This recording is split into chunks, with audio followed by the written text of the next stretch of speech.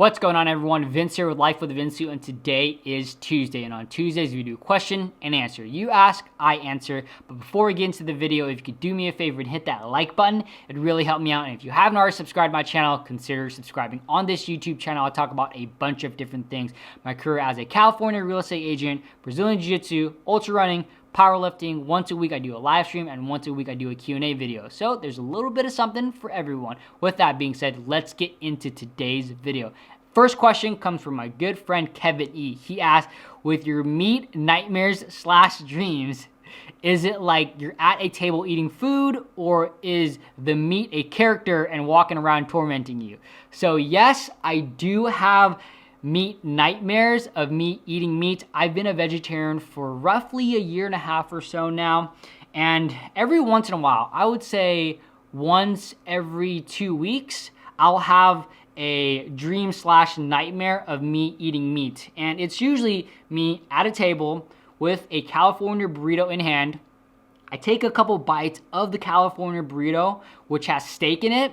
I realize that there's steak in it, but I keep eating. I do feel guilty when I realize that there's steak in it, but I end up finishing the burrito. So I don't know if I miss meat. Maybe I do. I say I don't really miss meat. Yes, whenever I'm at a family party and someone's grilling steaks and I get that whiff, it's like, ooh, I miss meat. But it's only for maybe 5 to 10 seconds. And after that, it's really gone. So in my regular day to day, I say I don't miss meat, but maybe I do because I'm dreaming about it. I don't know, you tell me. Next question comes from KGKD. He asked, what type of wash did you use? I believe this was in regards to me washing my Aeon Niji running vest. So with this vest, honestly, I know I should probably wash it in delicate and hang dry it, or dry it in delicate, but at the same time, it's held up pretty well, and I don't care that much because, I mean, I just am too lazy to wash it separately. So I usually just throw this in with all my other clothes on cold wash and then normal dry.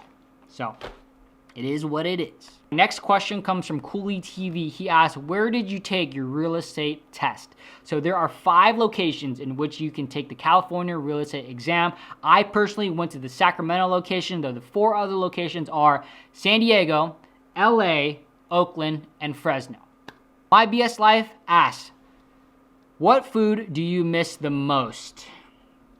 I believe this was in regards to my vegetarian video as well. So the food that I miss the most is probably what I have nightmares on, is the California burrito. I just love California burritos. It's honestly not the same. Number one, because now I'm in Northern California, and California burritos up here just aren't very good. They just don't know how to make them. So they're always better down south, especially in San Diego. And number two, it's really hard or it's not that hard, but a California burrito just doesn't taste as good without steak in it. So for me, it's a California burrito, but it's mainly the steak in the California burrito. And it's really just steak itself, because I don't really like chicken all that much. I mean, it's okay. Pork is okay too. And then also with seafood and shrimp, everything like that, I think that's okay too. Like steak, when I was eating meat, that would be my go-to meat. So steak and California burritos. Choose Tech Lifestyle asks, what's the commission like, if you don't mind me asking? So this was in regards to an offer that I put in. I believe it was last week or the week before. I believe it was last week. And I was working with my buyer, and this property that we were putting an offer in was roughly $600,000. Let's just round up for $600,000 to $600,000. So normally commission is split 6%, or 6% is split into 2 parties. So 3.5% goes to the listing agent, and then 2.5% goes to the buyer side. So with me, I was on the buyer side helping my buyer put in an offer. So if the transaction would have went through, it would have been $600,000 times 2.5%. And with that, I would have roughly made $15,000. Now, with this as well, we actually put in an offer, and then the sellers / listing agent came back with a multiple counteroffer. So with a multiple counteroffer, we knew that we were going up against other counteroffers. So it was actually between us and another party, and we actually countered the counteroffer, but the listing agent / the sellers ended up choosing the other offer. So we made it to top 2, but unfortunately, we did not get our offer accepted. And then also, in regards to this 2.5%, the $15,000 that I would have made, with Keller Williams, the company that I'm at, the first 3 transactions, the split is actually not, it's not 100%. It doesn't, the 15 grand doesn't go straight to me. So for the first 3 transactions that I'm with the company, it's 55% and then 45% to the company. Because with the 45%, that's actually a huge cut, but they're allocating resources to help me as a new agent. So I believe 10% goes to my productivity coach, 15% goes to my mentor, and then 20% goes to the brokerage. And with that as well, after the 3 transactions, it actually moves from 55-45 to 80-20. So with the 80-20, it's 80% for me, 20% for the firm.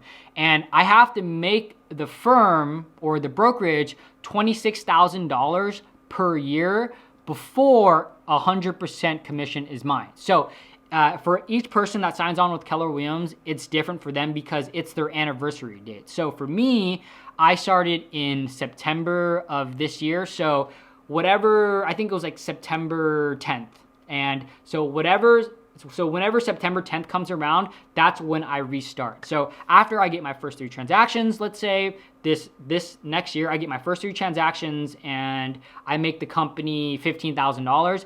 I'm not yet at that 26 grand threshold, so I'll still be getting 80-20, but it'll renew on the September 10th date. And then let's say I do have my first 3 transactions over with already, then it'll go to 80-20. So 80% for me, 20% for them for every single transaction until I make the company 26 grand. Once I make the company 26 grand, for the rest of the year until September 10th, I get 100% commission. And this is a commission structure, at least in my office, Keller Williams East Bay in Walnut Creek, California. Rohan asks, so if I'm going to run maybe a 5K every other day and bike, would you recommend getting this watch? And this was in regards to the Garmin Forerunner 235. You can run and bike with this watch. I don't bike because I don't bike, and I mainly just use this as a running watch. Though I'm sure the bike capabilities are pretty good as well because the run GPS works really well. And his second question was, is this watch Strava compatible? Yes, this watch is Strava compatible. That's one of the main reasons why I like this watch so much, because once I'm done running, I will end my run, and then about 15 seconds later, it will post on my Strava timeline. Run with Brad, he says, can say I have never peed blood, does it hurt? So last Saturday, I was running my 50 miler, or attempting to run my 50 miler, and it was my second 50 miler of all time. I've done one before, and I've also run one 100 miler before. So with this 50 miler, 34 miles in, I had to use a restroom. Once I went to use a restroom, I noticed that my urine was Gatorade colored. It looked like a lighter red Gatorade. So I think it was blood, but at the same time, it didn't hurt. So at that point, I did end up stopping because I draw the line when it comes to damaging my kidneys or any of my organs. There's something else about like muscle. Like I feel like with like muscle aches or even joint pain, I can overcome that. But when it has to do with like my kidneys, organ failure, that's when I draw the line. So to answer your question, when I peed that blood, it did not hurt. My BS Life, number 2 question, and he asked, do you have restrictions on your drone use? So I have a Mavic Mini, and because I have a Mavic Mini, I have been using that for my real estate videos. And for my real estate videos, there hasn't been any restrictions. Technically, I'm supposed to get a license for my drone, though at the same time, my drone is light enough, the Mavic Mini is light enough in which if I'm using it recreationally, I don't need to get a license. But if I use it commercially to make money, I need to get a license. Though the videos that I've made so far, I haven't made any, I don't make money from them. I mainly just make the videos to help spread the word of that property. Though I should probably get the license, because let's say someone does buy the property, or they see my video like, oh, I want to put in an offer for the property, because the goal of those videos is to attract more buyers for the listing agent.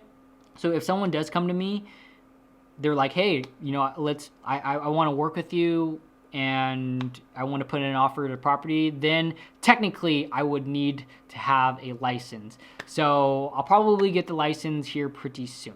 Move with Jen, she asked, how do you find realtor life with the pandemic? Or maybe it's normal for you because that's how you've learned all this. So I've been a real estate agent since September 10th.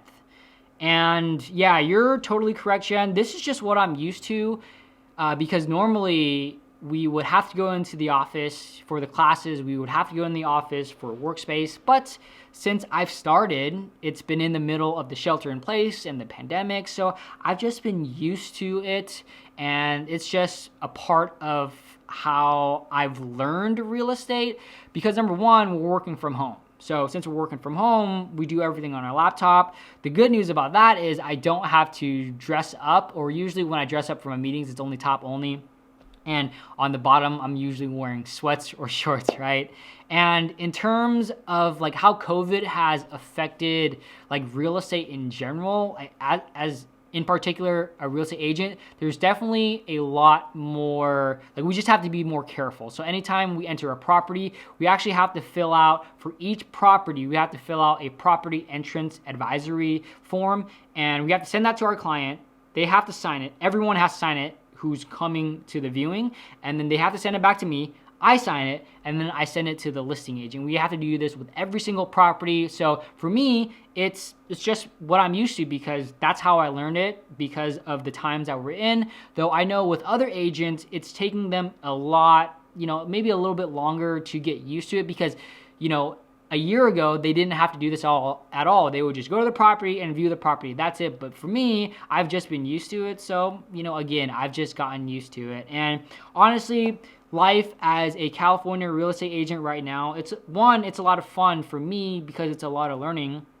Number two, I feel that this is a good time for me to start my career as a real estate agent, because it's actually very competitive right now, because of the low inventory, of everything like that, because how the real estate market is, especially mainly so in my area. I'm sure it's like this at least all across California, very competitive, low inventory, home prices are going up and up and up, though it's probably, you know, affecting other parts of the nation as well. And for me, I look at it as, since it's very competitive, I have to be good in order to be able to execute, whether that's me helping buyers or me getting listings, but whatever it is, if I can get through this time, it's only going to make me stronger as an agent, because since it's so competitive, it's like, it's not necessarily dog eat dog, but you have to be good in order to be a real estate agent right now. So for me,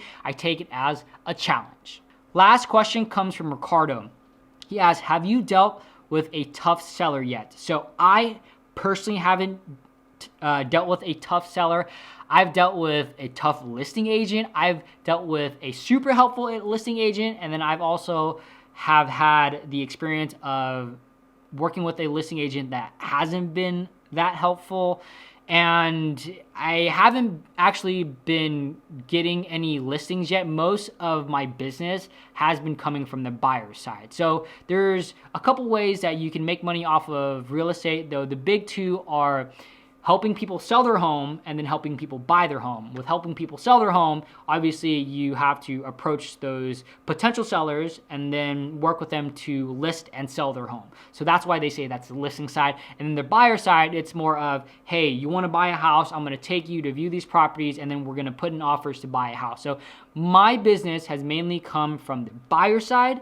I've been working with, 3 or 4 active buyers, and I haven't had any on the listing side just yet. But that is the goal, because listings are way less work than buyers, because with buyers, you have to go out there, you can show them property every single weekend for 6 months and they still won't find anything. And plus, it's really competitive, as I just mentioned a little bit earlier. So if you're putting offer and offer and offer, but these homes are getting 10 to 20 or even 20 plus offers, like the buyer can get discouraged. So the goal is to have a balance of both buyers and sellers that I work with. So thanks for watching. Thanks for tuning in. I appreciate you all sticking around. Let me know if you have any additional comments, questions below. Would love to hear from y'all. Please give this video a thumbs up. It really helped me out. And if you haven't already subscribed to my channel, consider subscribing. On this YouTube channel, I'll come out with daily content. Mondays,